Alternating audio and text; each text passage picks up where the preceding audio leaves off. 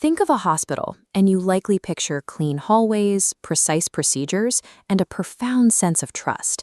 It is a sanctuary of healing built on extreme professional rigor and medical ethics. But behind those closed doors operates a system that looks less like a modern workplace and more like a military command structure. This strict chain of command exists for a good reason. It prevents fatal errors when seconds count. But that exact same hierarchy creates an opaque environment where abuses of authority can be easily buried. That expected culture of silence cracked wide open recently, with a series of severe allegations emerging from Taiwan's Shuang Ho Hospital. Look at this image from a public press conference. Two female doctors, hiding their identities behind masks and sunglasses, weeping as they read their statements. They were not crying over a lost patient or a surgical mistake. They were detailing a years-long pattern of severe workplace bullying and sexual harassment committed by a former director of the hospital's imaging medicine department. This case exposes the structural flaws of a rigid medical hierarchy, a system that grants an abuser professional leverage while isolating the victims. The specific allegations are highly disturbing. Multiple female doctors recorded the director used the excuse of discussing medical cases to pull them into secluded areas. Once there, he would forcibly hold their hands, rub against them, and massage their necks, ignoring their repeated refusals. A natural question to ask is, why wouldn't a highly educated medical professional just walk out of the room or report him on the spot? The answer lies in a specific sociological mechanism known as power-based harassment.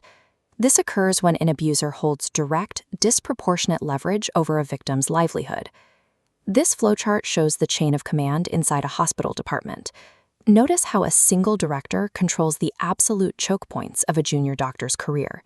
He dictates their performance evaluations, assigns their shifts, and controls their access to crucial academic resources and teaching opportunities. For these young doctors, rejecting his advances or filing a complaint meant risking retaliation that could instantly derail a medical career they had spent over a decade building. The director's exploitation of his staff crossed the line from physical touch into active physical endangerment. According to the complaints, he blatantly violated maternal protection labor laws by forcing pregnant female doctors to work grueling, high-stress night shifts. Remember, this is the imaging medicine department. By forcing them onto these shifts, he was directly exposing pregnant women and their unborn children to environments heavily marked by ionizing radiation warnings. The internal command structure was so deeply entrenched that a single director's demands completely overrode basic national labor laws and fundamental occupational safety protocols. Eventually, the breaking point was reached. Despite the immense career risks, at least 3 female doctors filed formal sexual harassment complaints with the hospital. The hospital's internal investigation committee reviewed the cases, and they actually reached a clear verdict. The claims of sexual harassment were entirely substantiated. Yet, despite confirming a pattern of harassment and labor violations, the hospital's punishment was shockingly light. They simply stripped him of his department director title and issued him a single minor demerit. This image shows the timeline compiled by the victims. The hospital immediately weaponized its own bureaucracy.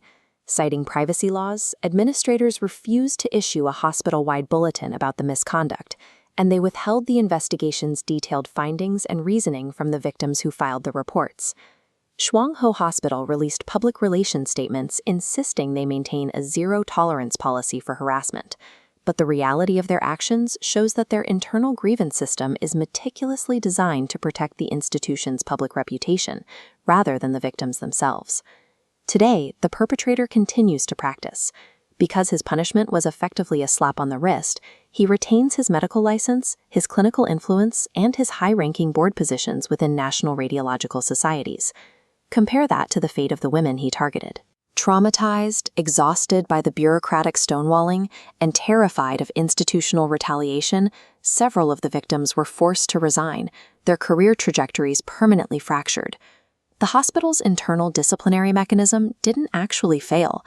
It functioned exactly as it was designed to, quietly containing a public relations scandal while systematically excising the whistleblowers who exposed it.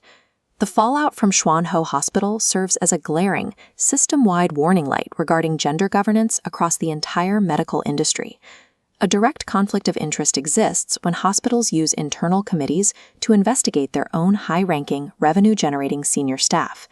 To actually address this, the industry requires mandatory, independent third-party investigation mechanisms, boards that have absolutely zero financial or hierarchical ties to the hospital itself. Until the medical hierarchy is subjected to transparent, outside scrutiny, corporate statements of zero tolerance will remain empty slogans, and the people we trust to heal us will be left completely unprotected by the institutions they serve.